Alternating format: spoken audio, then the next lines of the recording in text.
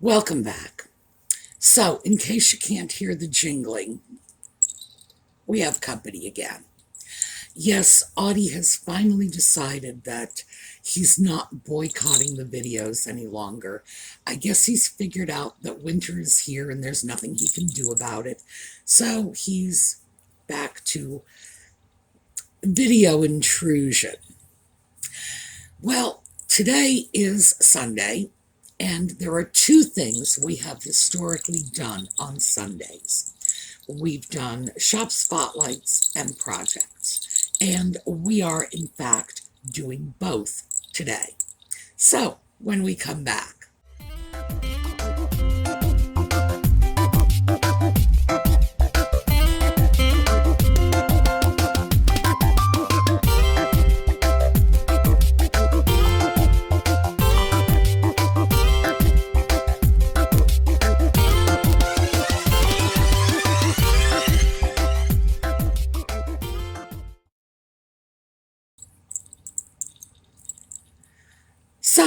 why don't we start off with the shop spotlight? This is an eBay store. It's Tina's Trove of Treasures, and she is offering a giveaway. And as usual with our shop spotlights, you will get in touch with her directly. And yes, I'm sorry. Yes, I'm not paying enough attention. I don't know if you've noticed. You will enter the contest by getting in touch with Tina, and I will give you her email address. That will be in a pinned comment at the top of the video. I'm going to put it in the video notes as well, but YouTube sometimes pulls links. So I'm going to make sure you have it in two places. Where to see her shop, so you'll have a link to the eBay shop, and where to enter. So, why don't we just get started and see what Tina has to offer?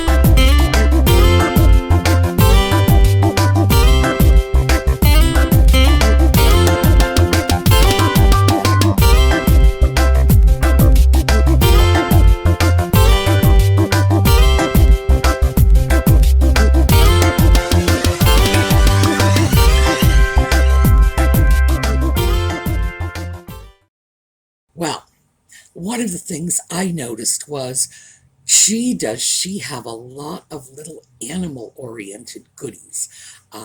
Kitties, puppies, elephants. There was one little dog there that rather looked like a chihuahua, I think. And we will have to ask Greg. He has a chihuahua named Pablo. And that dog looks like its ears are big enough to let it fly. So she has a terrific selection. Go check out her eBay store and then get in touch with her so that you can enter the giveaway. Her winner picker is Pogo, her dog, and oh, Pogo's a beauty. I have no idea how Pogo's going to do the picking.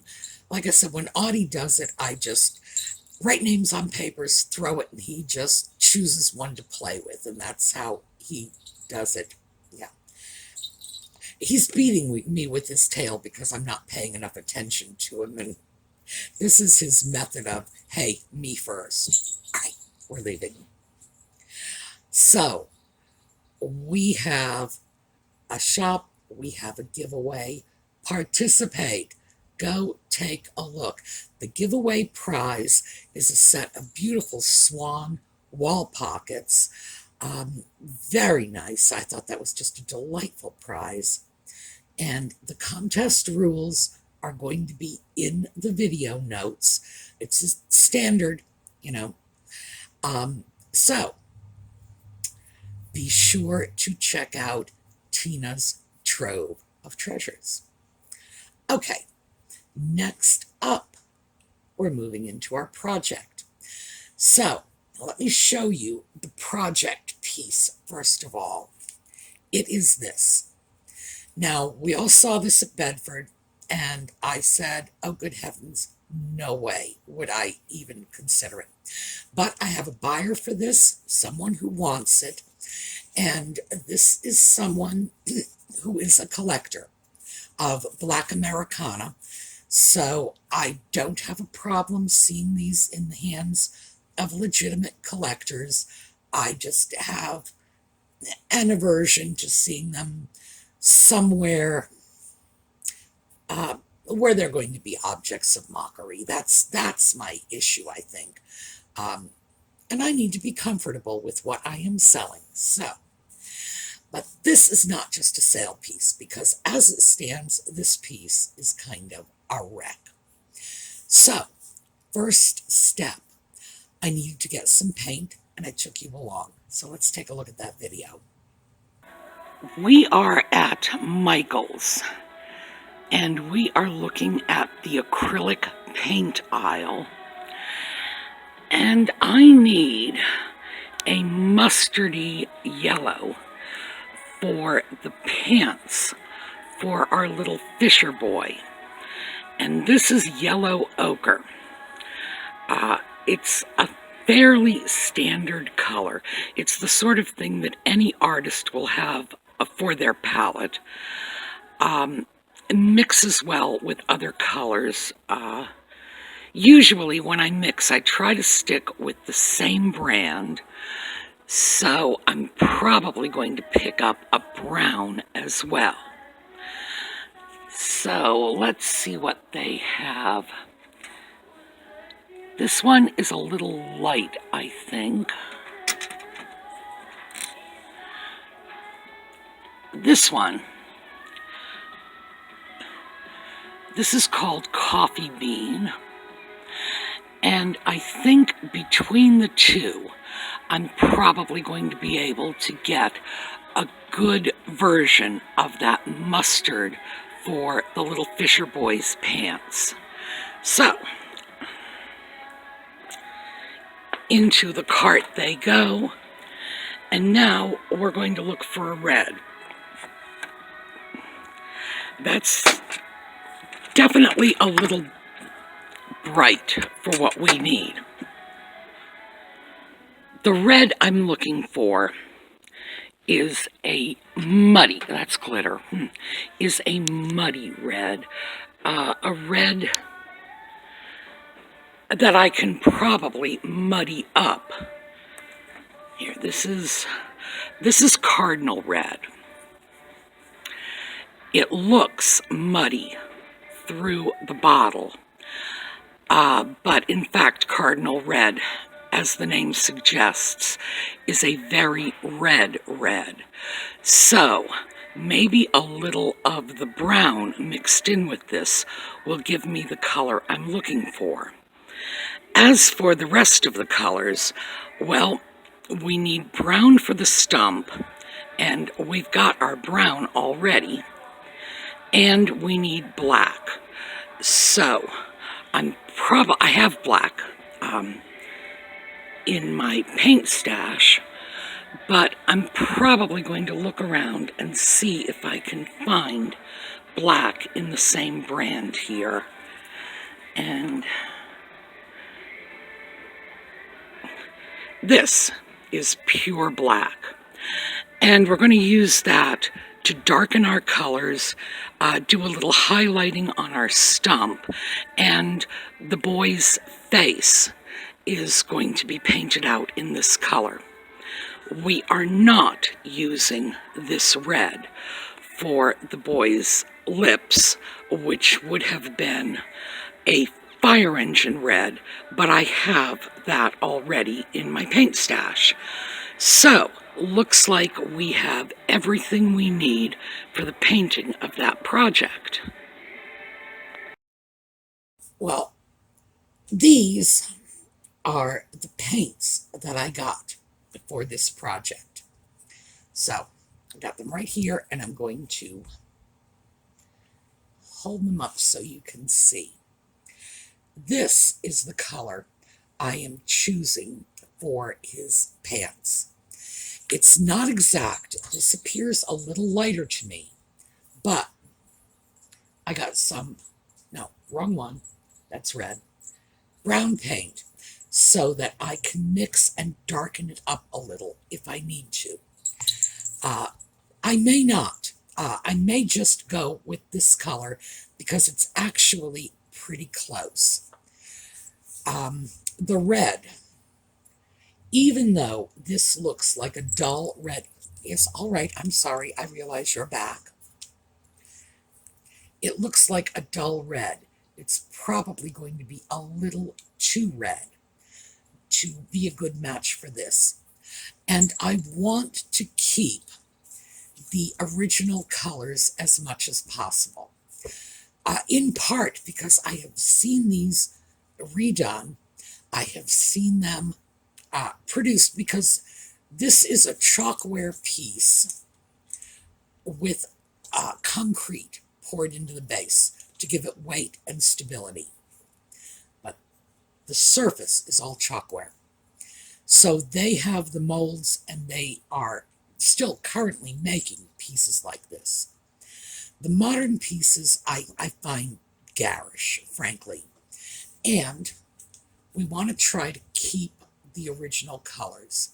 So my red is probably going to get mixed with a little black to darken it up, because even though, like I said, this looks like a good match, this is actually cardinal red, which means it is much closer to this color. And we don't need that. So the first thing I'm going to do when I do my color matching is I'm going to take a little bit of this, the brown, the black, and just paint it right on top of the existing color, just to see how much I need to alter it. As I say, with the pants, I don't think I'm going to, even if it's not exactly the same color, I'm not sure I'm going to alter it at all. I think we're probably going to go with that. The red, yeah. So that's how we're going to cope with the paint. Yes, I know. This is why they call you Photobomb Kitty. I just want you to know that. The next problem we have is this piece had been broken right across the waist. And this is the glue that has been seeping out of the cracks. So I'm going to have to go across this entire glue joint with a sharp blade and cut that off. It's probably hot melt glue. It's breaking off very nicely. Now, no, could you please not play with that? Here, play with this instead. The reason I'm not taking this apart to re-glue it is because I'm afraid, because it's chalkware, that the glue may be stronger than the plaster. That's, by the way, when I say chalkware, that's basically a plaster. And it's not worth the risk to try to break it and to end up smashing it or making things worse. The glue is holding here. Let me show you. The glue is holding well enough. I can hold it by the head, and the weight is all in the bottom, and it's not falling down. So I'm just going to clean up the glue joint. I will probably sand it to make sure that it's not conspicuous. And then the next thing I'm going to do before I paint is see these areas where the paint is missing, particularly on the face. I'm just going to sand it down lightly. All I want to do is remove any edges, just sort of feather the edges in so that when I paint it, I'm not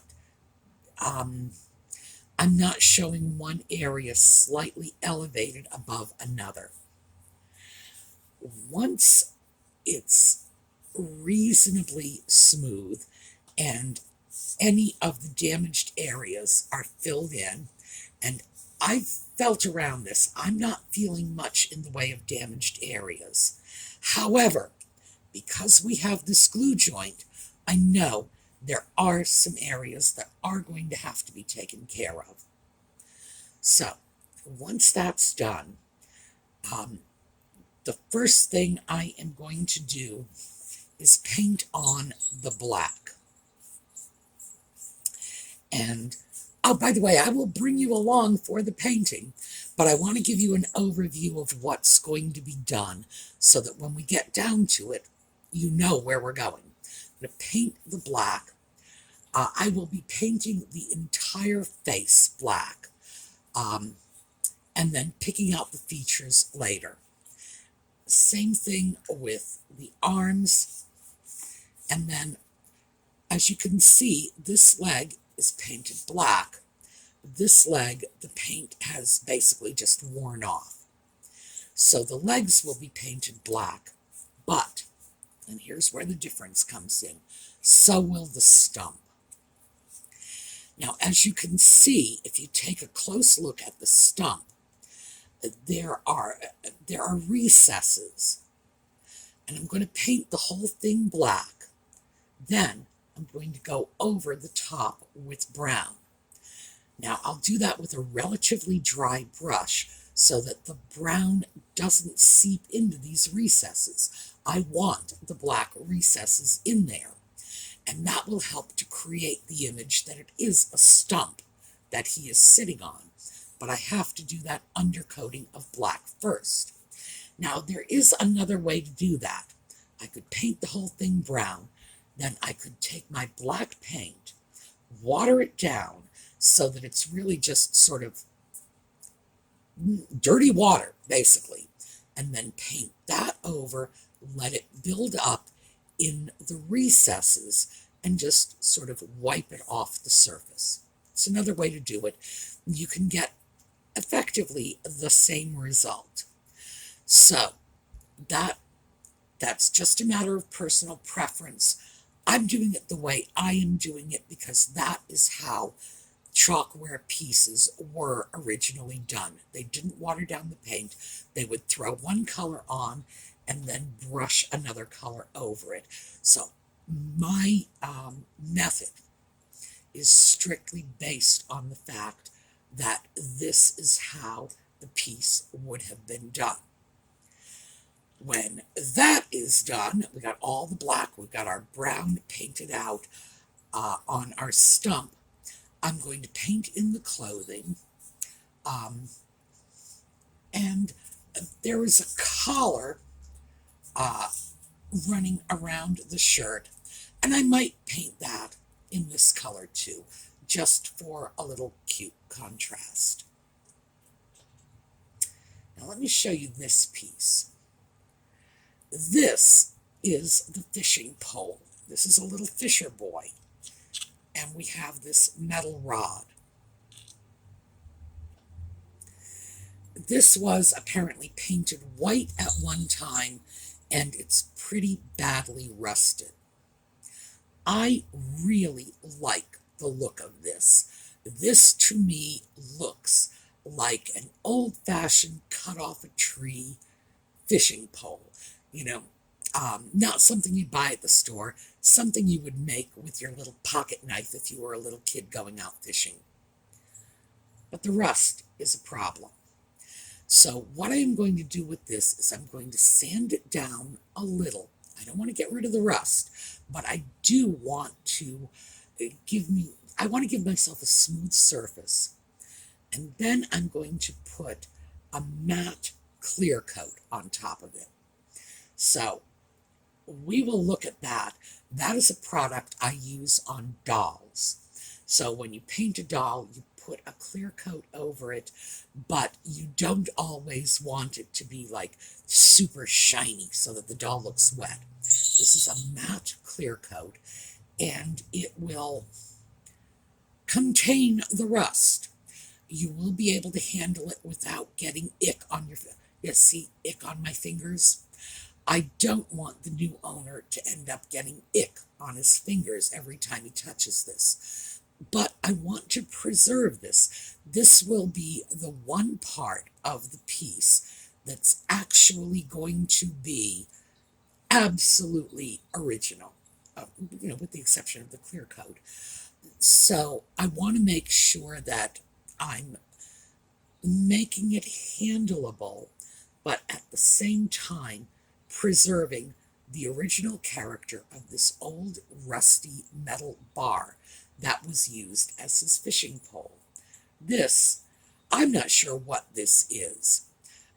It's supposed to be the fishing line, obviously. I believe it is original. I don't think it ever had a fish on it. I think it was just, there.